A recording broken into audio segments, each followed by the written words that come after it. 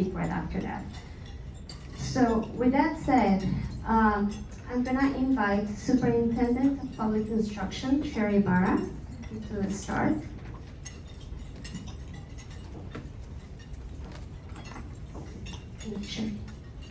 Thank you, Carla. Well, good afternoon, everyone. It is great to be up here in Kootenai County. I am your Republican conservative State Superintendent of Public Instruction, Sherri Ybarra.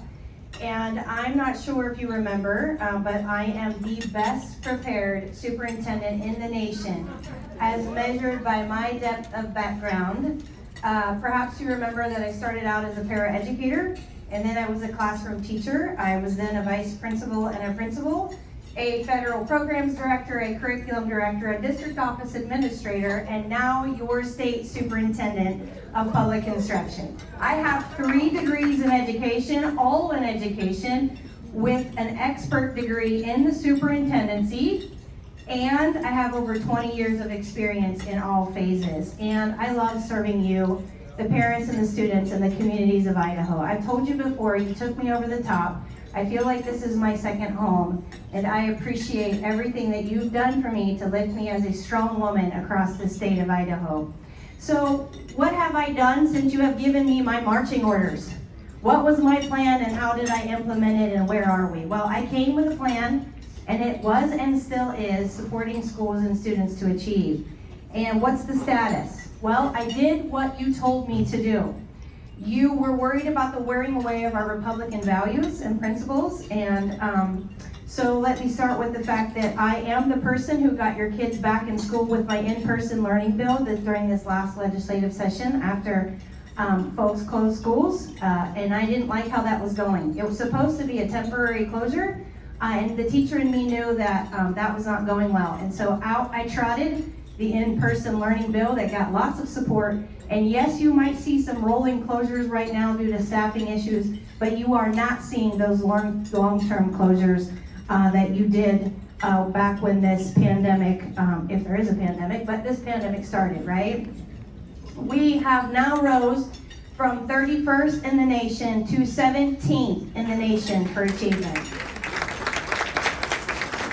Those are not my statistics, folks. Those are national statistics. We are outperforming our peer states on an assessment known as the NAEP, the National Assessment of Educational Progress. It is the most trusted test in the nation, and we are, while other states are taking a nosedive, we are outperforming them as well. We are 5th in the nation for college and career readiness. Our 5-year graduation rates are higher than they've ever been before. Now, there is a 4-year graduation rate that we don't look at anymore because it's outdated.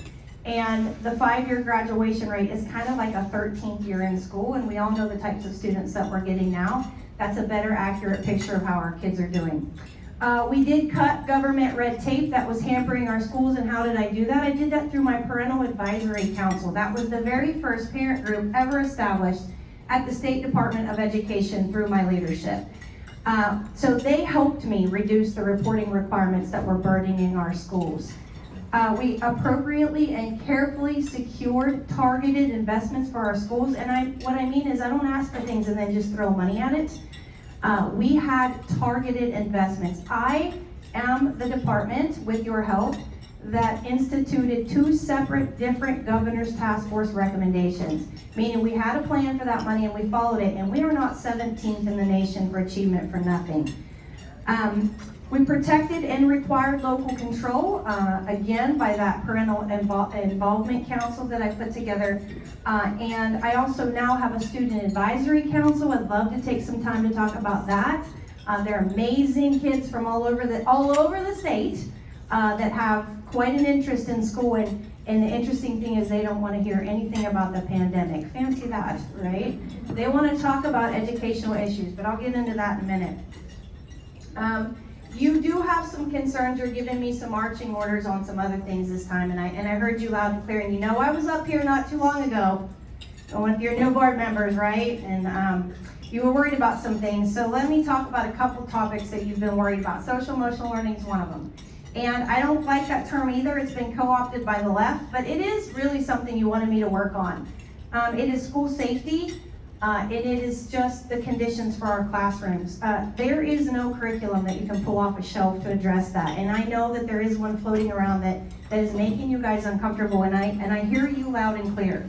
But Republicans, we know, wanted, that's one of the things you wanted me to look at, was school safety and achievement. Well, check the box on achievement, right? But we're still looking at school safety. We want, as Republicans, to enhance our classrooms by making them physically safer. We want to be able to respond to incidents like the one down in peaceful Rigby, Idaho. Remember that shooting where an 11-year-old girl took a gun out of her backpack, 11 years old, took matters into her own hands, shot the custodian and 2 of her classmates. I showed up less than 24 hours after the incident, and I can tell you it made the hair on the back of my neck stand up. I could still see the blood on the sidewalk and in the chairs, and the looks in those teachers' faces. So West Ada, they had another shooting incident, or not a shooting, but another gun incident in Rigby, and then in the West Ada School District had a stabbing incident. So these are examples that in our front yard we know need to be addressed. Included in the safety conversation is the mental health issues that are manifesting that we're seeing: depression, drug addiction, suicide, which knows no boundaries in our students. We all face these issues equally. For example, take the Republican senator in Utah who founded the Garrett Lee Smith Grant because his son took his own life while in a university. Take my 2020 Teacher of the Year whose son tried to take his own life, and my very own staff member in 2018 who took her life on a Friday afternoon when she was getting ready to retire, when none of us knew there was even a problem. Now, I have a division, a safety division, did not know that she struggled with depression and suicidal thoughts all of her life. So I want you to know that that's what I'm working on. I will not tolerate social emotional learning as a vehicle for CRT, and I'll get to that in a minute. Her husband, though, back to my staff member, did make me promise that I would share that story, so I want you to know that the family was okay with that. But I also want to know how many of you in here know where we rank for suicide in the nation. We rank about 5th.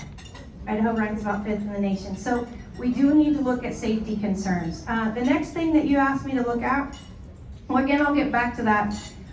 Social emotional learning has to be correctly defined, and it's tied to our Republican platform.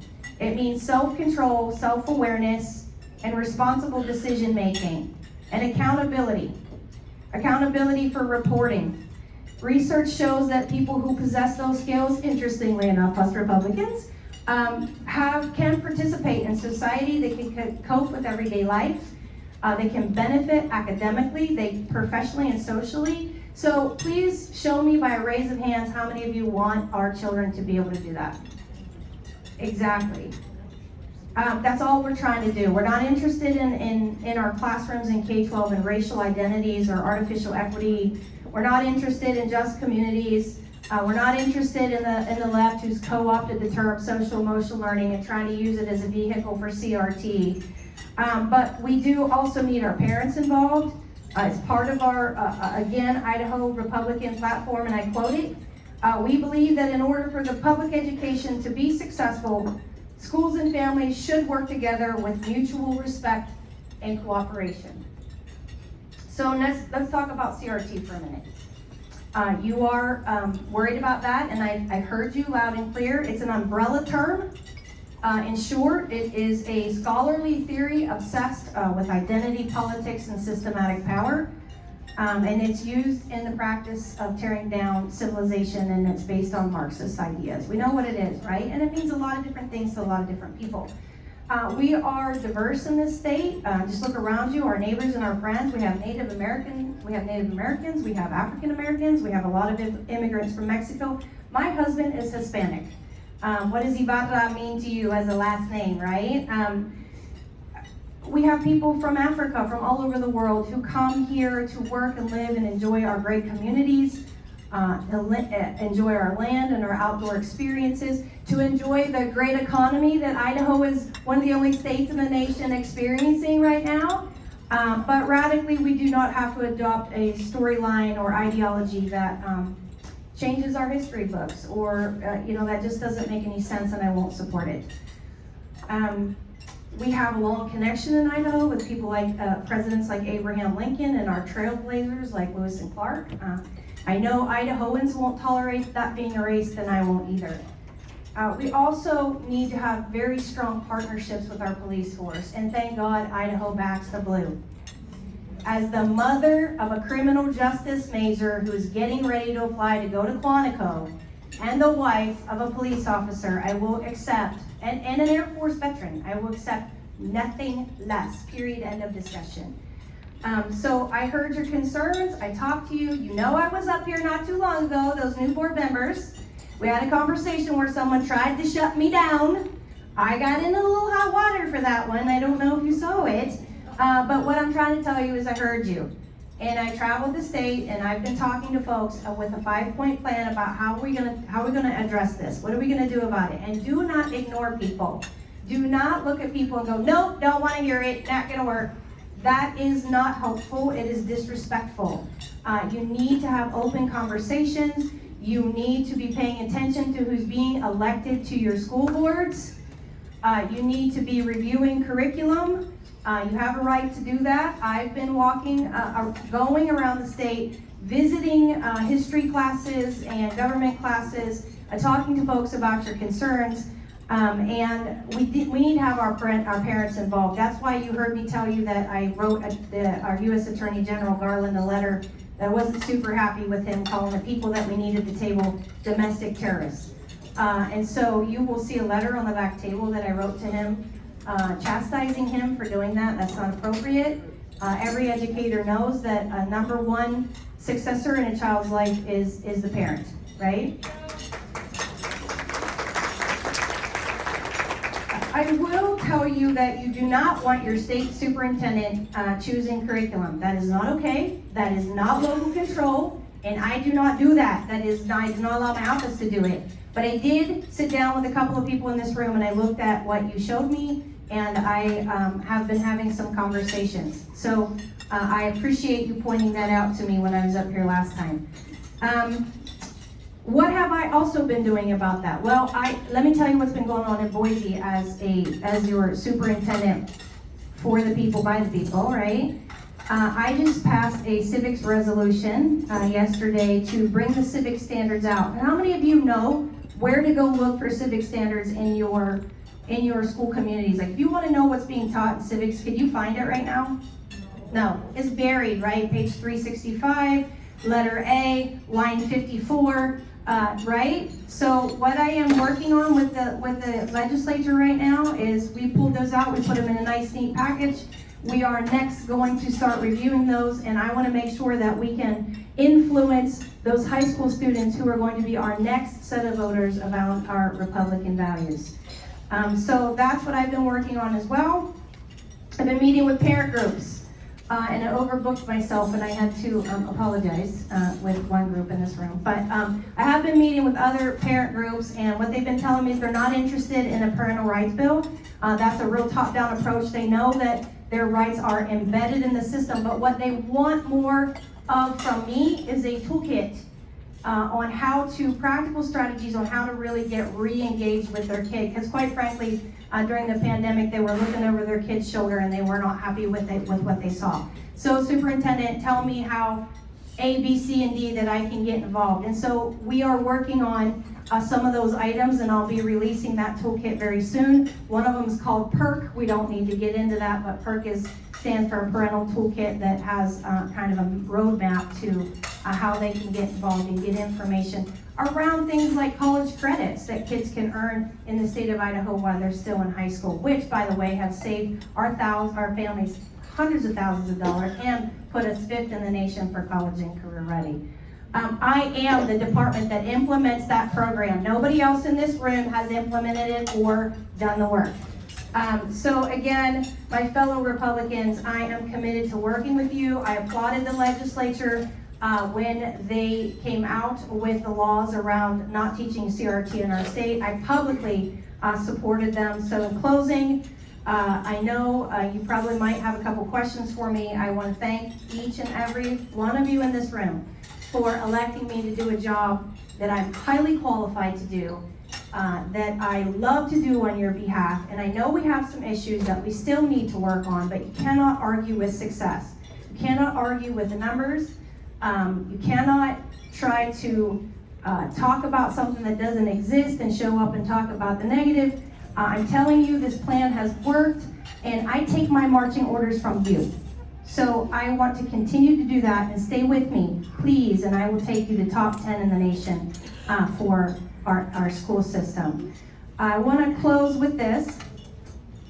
This very moment reminds me of the 1864 election when President Lincoln was challenged vigorously for his nomination and re-election, and he looked at the people and he said, "You don't change horses in midstream." So with that, I'm going to ask you like the kids do, please vote for Sherri in the primary. And I'll take a couple questions, or do you want me to stand down and be quiet and eat my lunch? Time for lunch. But we'll have a Q&A afterwards. Okay. Thank you, Sherri. Thank you. Thank you, Sherri.